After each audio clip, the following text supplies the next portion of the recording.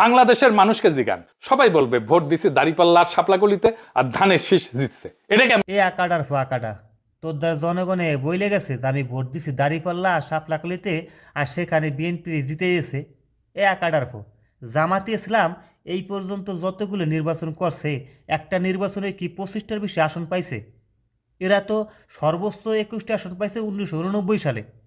হ্যাঁ, আর জামাতে ইসলাম তো 300টা আসন ঠিকঠাক মতো প্রার্থী দিতে পারে না। এবার নির্বাচনে যতগুলি প্রার্থী তারা দিছে, এদের তো প্রায়জনই নতুন, এদেরকে তো মানুষের চিনিই না। হ্যাঁ, তা ভোট দেবে কীভাবে? আর বিএনপি হচ্ছে একটা পুরনো দল, 300টা আসনে যতগুলো প্রার্থী দিয়েছে প্রত্যেকটা প্রার্থীর এমপি হওয়ার যোগ্যতা আছে। এরা নির্বাচন করতে করতে মানে রাজনীতি করতে করতে তারা এত বড় হয়েছে, এদের দক্ষতা বেশি, কীভাবে জিততে হয় এই সম্পর্কে তাদের ধারণা আছে। তাই এদের সাথে পারাটা কি এত সহজ? হ্যাঁ, আর বিএনপিকে ভোট দেয় হলো খালেদা জিয়াকে আর হলো আপনার জিয়াউর রহমানকে দেখে, আর জামাত ইসলামের কারে দেখে ভোট দিবে?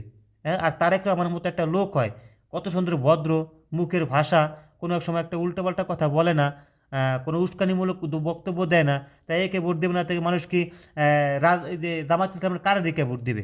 এরা তো দেশের জন্য কিছুই করে নাই। হ্যাঁ, আর জিয়াউর রহমান তো দেশের জন্য অনেক কিছু করছে, খালেদা জিয়াও দেশের জন্য অনেক কিছু করছে। তো এদের সাথে পারাটা কি এত সহজ? জামাত ইসলাম পারবে আস্তে আস্তে, যদি বিএনপি দুর্নীতি করে, বিএনপি যদি উল্টাপাল্টা কোনো কাজ করে, পরবর্তীতে সেই সুযোগে আর কি জামাত ইসলাম ক্ষমতায় আসতে পারে।